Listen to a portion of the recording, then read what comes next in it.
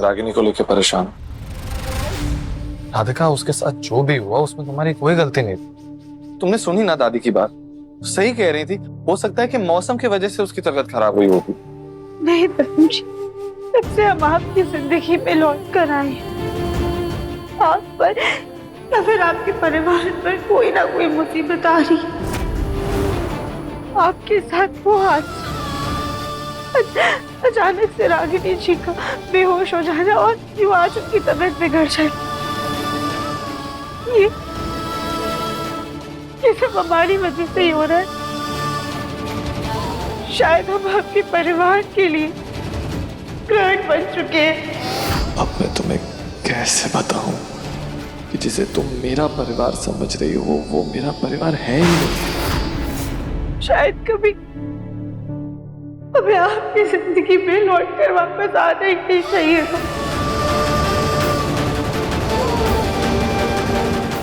आप अपनी जिंदगी में आगे बढ़ चुके हैं। एक नया परिवार, नई जिम्मेदारियां हैं आपके कंधों पर। आप भविष्य की ओर आगे बढ़ रहे हैं और हम आपको अतीत में खींच रहे हैं। वैसे भी जिंदगी अतीत में नहीं बल्कि वर्तमान और भविष्य में होती है। कभी कभी तो हमें ऐसा लगता है कि भोलेनाथ ने हमें शायद इसलिए अलग किया था क्योंकि हम आपके लिए शुभ नहीं थे। शायद हमारे प्यार में कोई कमी थी। और वैसे भी अब इस घर में, इस परिवार में हमारे लिए कोई जगह नहीं है।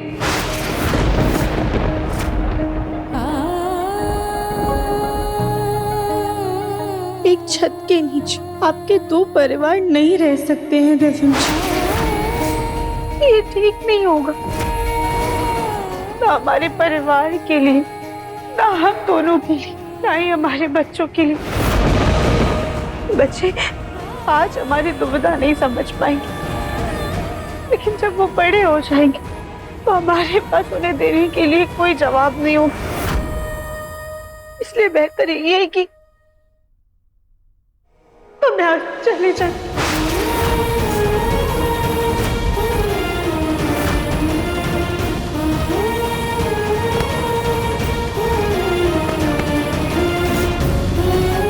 राधिका, ये क्या कह रही हो तुम? क्या हो क्या गया है तुम्हें? मुझे छोड़ के जाने की बात कैसे कर सकती हो तुम? अपने दिव्यम जी को छोड़ के जाने की बात कर रही हो। आप हमारे दिव्यम जी हैं और हमेशा रहेंगे, लेकिन अब हम आपकी राधिका नहीं।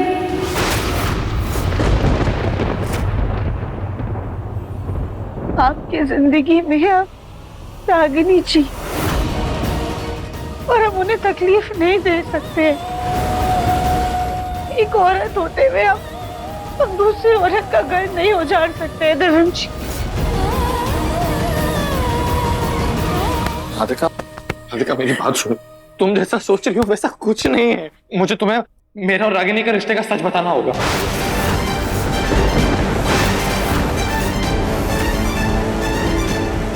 हाँ राधिका, जैसा दिखाई दे रहा है ऐसा बिल्कुल नहीं है। असल बात तो यह है राधिका कि मैं और रागिनी पति पत्नी।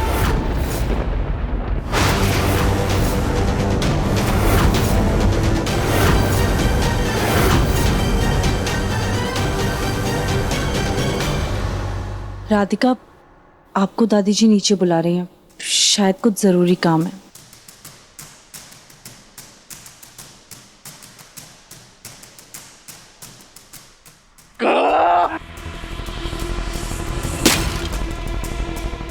दिव्यम जी। रागिनी, मैं अच्छी तरह से जानता हूं कि तुमने मुझे क्यों रोक दिया राधिका को सच बताने से।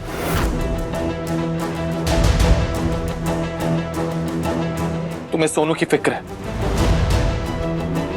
और एक मां होने के नाते ये फिक्र जायज भी। लेकिन मैं राधिका को सच बताऊंगा तो वो तुम्हें इस घर से कहीं नहीं जाने देगी, और ना ही सोनू को। तुम जानती नहीं मेरी राधिका को, उसका दिल और उसका मन अति सुंदर है। ना उसे तुमसे कोई गिला होगा, ना वो सोनू से कोई दूरी रखेगी। लेकिन ये पति पत्नी का झूठा रिश्ता और नहीं निभा सकता मैं। गलत को सही करने का वक्त आ गया है रागिनी। मैंने सोनू को अपना बेटा माना है तो जिंदगी भर सोनू मेरा बेटा ही रहेगा रागिनी। लेकिन हमारे रिश्ते का सच मुझे राधिका को और सबको बताना ही होगा। ये तो सब बिगाड़ने पे तुले हुए हैं। अब इन्हें रोकने के लिए हमें कोई नया आइडिया सोचना पड़ेगा। फिर रागिनी, ठीक है दिव्यम जी, हम भी आपको ऐसे तड़पता हुआ नहीं देख सकते। अगर आपको ऐसा लगता है कि राधिका को सच बता देने से सब कुछ ठीक हो जाएगा तो जाइए और जाकर राधिका को सब सच बता दीजिए। हम अब आपको नहीं रोकेंगे। Thank you so much Ragini. मैं अभी जाके राधिका से बात करता हूँ, उसे हमारे रिश्ते का सच बताता हूँ। एक सेकंड दिव्यम जी, लेकिन राधिका को सच बताने से पहले मम्मी जी के बारे में एक बार सोच लीजिएगा। क्या मतलब? आप तो जानते हैं ना, मम्मी जी सोनू से कितना प्यार करती है, सोनू को अपने जिगर का टुकड़ा मानती है, उनकी दुनिया का सबसे रोशन कोना।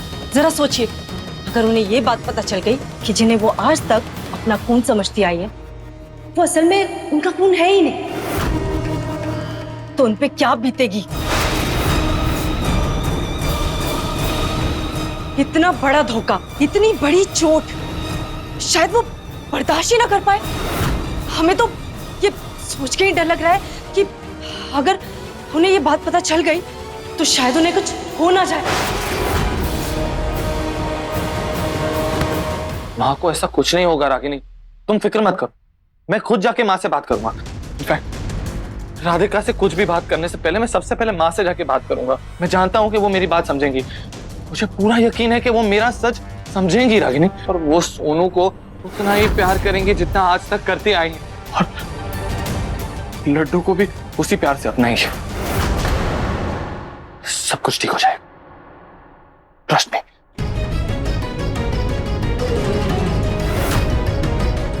हे भगवान, दिव्यम जी तो किसी भी तरीके से नहीं रुक रहे। अगर ये सच मम्मी जी को पता चल गया तो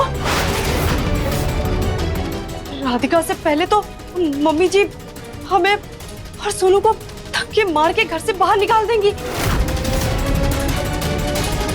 फिर हमारा क्या होगा?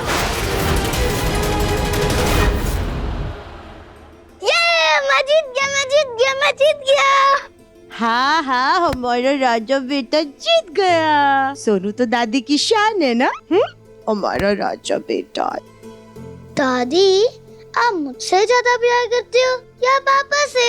ओहो, ये तो बड़ा मुश्किल सवाल पूछ लिया सोनू ने दादी से। लेकिन वो क्या है ना कि दादी आप दोनों से बहुत ज्यादा प्यार करती है, लेकिन सोनू दादी का लाडला है।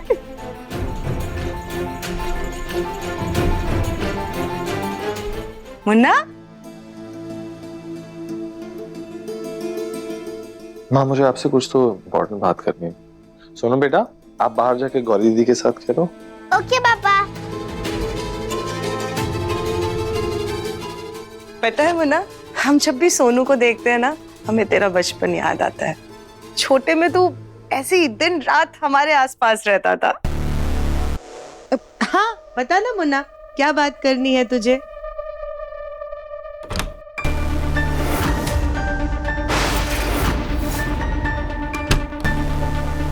माँ, बता ना मुन्ना, क्या बात है? एक्चुअली मुझे आपसे कुछ बहुत इम्पोर्टेंट बात करनी थी। हाँ हाँ बता। क्या हुआ बेटा?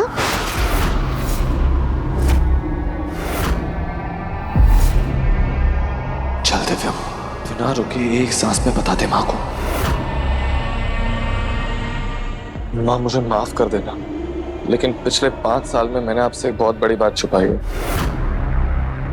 रागिनी मेरी पत्नी नहीं, सोनू मेरा बेटा नहीं। वो सिर्फ रागिनी का बेटा है, कोई और है। ये तो क्या कह रहा है मुन्ना? सोनू हमारा पोता नहीं है। ये कैसे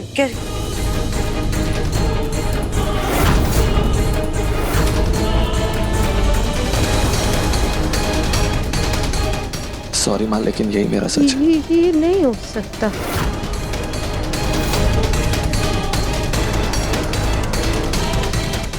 माँ, माँ क्या हो रहा है? माँ, माँ, माँ, माँ, माँ।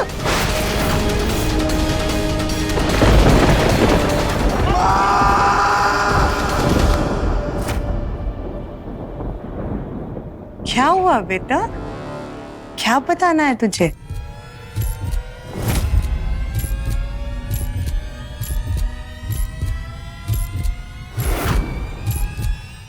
बोलना बेटा, क्या बात है? एक्चुअली मुझे एक मीटिंग के लिए जाना है, तो लेट हो जाएगा आज खाना खाने में, बस ये बताना था। तू भी ना डरा दिया हमें। कोई बात नहीं, बस एक चीज का ध्यान रखना, तुझे खाना खाने के बाद दवा भी समय से खानी है, इसलिए ज्यादा देर मत करना। हाँ, हाँ।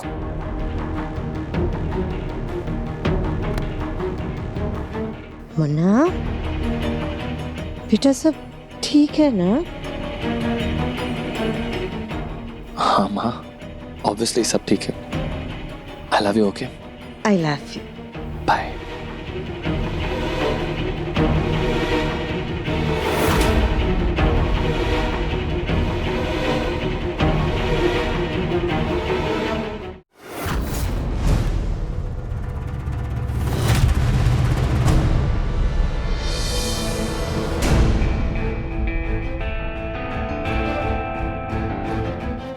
दिव्यम जी, उस वक्त हमारी बात अधूरी रह गई थी। आप कुछ बताना चाहते थे हमें? जो सच मैं तुम्हें बताना चाहता हूँ राधिका, उस सच की जंजीरों ने मेरी माँ की जिंदगी को बांध रखा है। हाँ राधिका, मैं कहना चाहता था कि जो भी हुआ उसके लिए तुम खुद को दोषी मत मानो, और प्लीज इस घर से जाने की मत सोचना। मैं तुम्हारे और लड्डू के बिना नहीं रह सकता।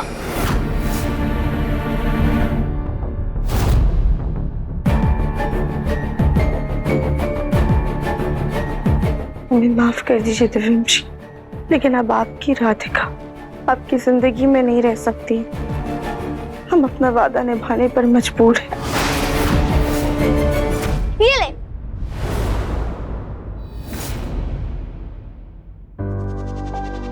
ये ले। मैं भी खेलूं? नो, हम ऐसे टैकी बच्चों के साथ नहीं खेलते। टैकी मतलब जिसके ऐसे गंदे से कपड़े हो, ऐसे ऑयली चंपू जैसे बाल हो, जिसकी एक सिंपल सी छोटी हो, उसे हम टैकी कहते हैं, समझी?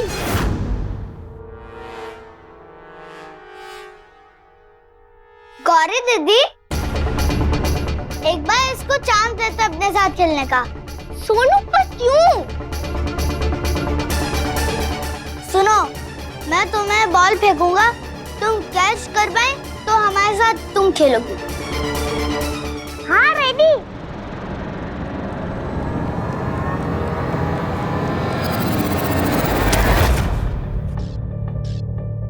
तुम इतना आसान कैसे पकड़ पाई?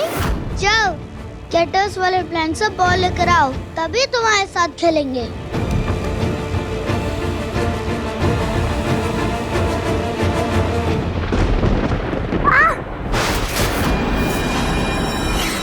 सोनू बेटा,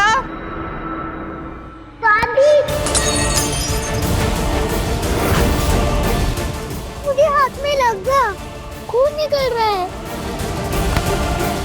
लड्डू, राधिका इसे हमसे दूर रखो, और हमें दादी कहने की जरूरत नहीं है क्योंकि हम इसकी दादी नहीं है। माची, आप ये क्या बोल रही है? लड्डू भी तो इसी घर की बेटी है ना, आपकी पोती है वो। लेकिन तुमने हमें इस बात का सबूत तो नहीं दिया ना कि ये हमारी पोती है, तो हम तुम्हारी बात कैसे मान लें? मम्मी, मुझे हाथ में लग गया था, इसलिए मैं दादी के पास गई थी। आपको ये चोट कैसे लगी? वो उस पौधे में बॉल अटक गई थी, उसी को निकालने के चक्कर में लड्डू को लग गई। राधिका, अपनी बेटी पर जरा काबू रखो।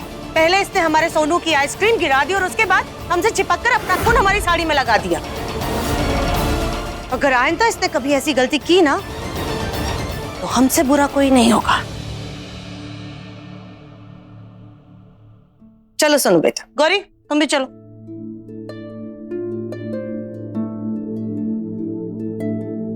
लड्डू, आपको बहुत दर्द हो रहा होगा ना? चलो हम आपको दवाई लगा देते हैं। मम्मी, दादी सोनू को इतना प्यार करती है, फिर मुझे क्यों नहीं? नहीं बेटा, ऐसी बात नहीं है। दादी आपसे भी बहुत प्यार करती हैं, पर अभी हम नए नए आए हैं ना इस घर में, इसलिए दादी आपको अच्छे से जानती नहीं है। लेकिन जब दादी जान जाएंगी कि उनकी पोती का मन अति सुंदर, तो वो आपसे भी सोनू जितना प्यार करेंगी। ठीक है?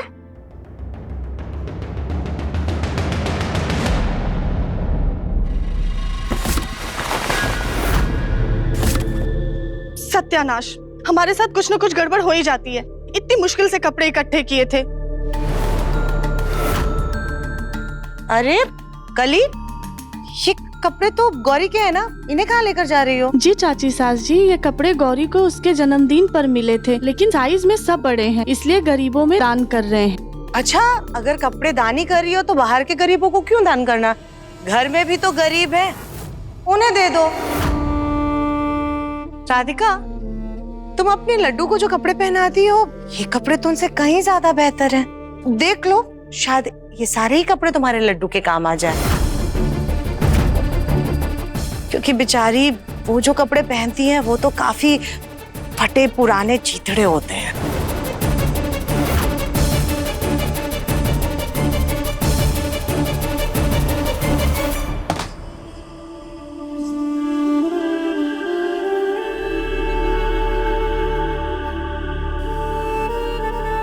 लड्डू को उसकी बड़ी बहन के कपड़े मिलेंगे तो उसका चेहरा ही खिल उठेगा। और वैसे भी बहनें तो होती हैं प्यार बांटने के लिए, इससे उनका प्यार और भी ज्यादा गहरा होता है। करी भाभी, आप लड्डू के लिए 2-3 कपड़े निकाल दीजिएगा। उसकी कोई जरूरत नहीं है राधिका।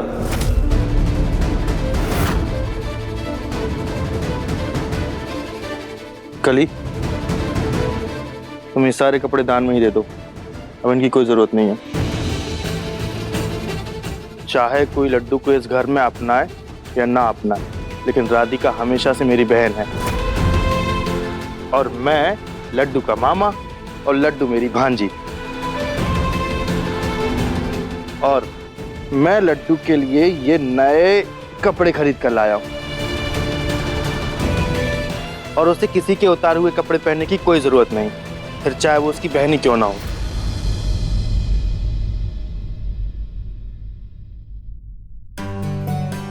राधिका, देखो, दिव्यम से तुम कुछ ले नहीं रही हो, पर अपने भाई को मना नहीं कर सकती। मुझे उसका एग्जैक्ट साइज नहीं पता था, तो तुम ये पहले ट्राई करना, और अगर फिट आए तो मुझे बताना, मैं और ले आऊंगा। बोलो भैया, उसकी कोई जरूरत नहीं है। आप जितने कपड़े लेकर आए हैं ना, उतने बहुत है। लड्डू इन्हें देखकर बहुत खुश हो जाएगी। राधिका, इन 5 सालों में भले ही यहाँ पे लोग बदल गए, रिश्ते बदल गए, लेकिन गौतम बंसल कल भी तुम्हारा भाई था, आज भी है और हमेशा रहेगा। अति सुंदर होता है मन, अति सुंदर, अति सुंदर, अति सुंदर होता है मन, अति सुंदर।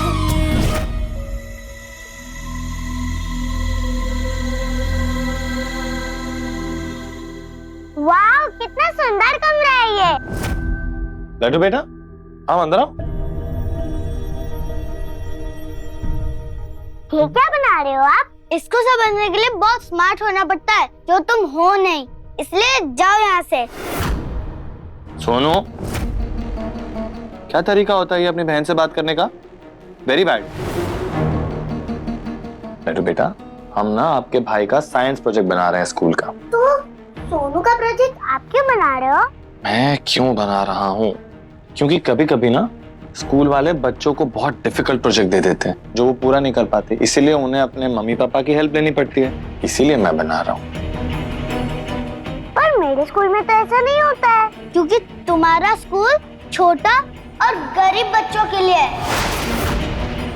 सोनू, इतना समझा रहा हूं मैं तुम्हें, फिर भी तुम्हारी बदतमीजियां खत्म नहीं हो रही। अब अगर जो तुमने लड्डू को कुछ भी उल्टा सीधा कहा ना, तो पापा तुम्हें तुम्हारा प्रोजेक्ट पूरा करने में हेल्प नहीं करेंगे। सॉरी पापा।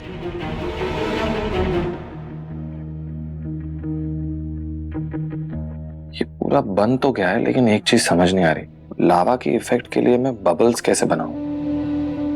बबल्स मतलब बुलबुले जो कोल्ड ड्रिंक में से निकलते हैं। मुझे आता है कैसे निकालते हैं। कैसे?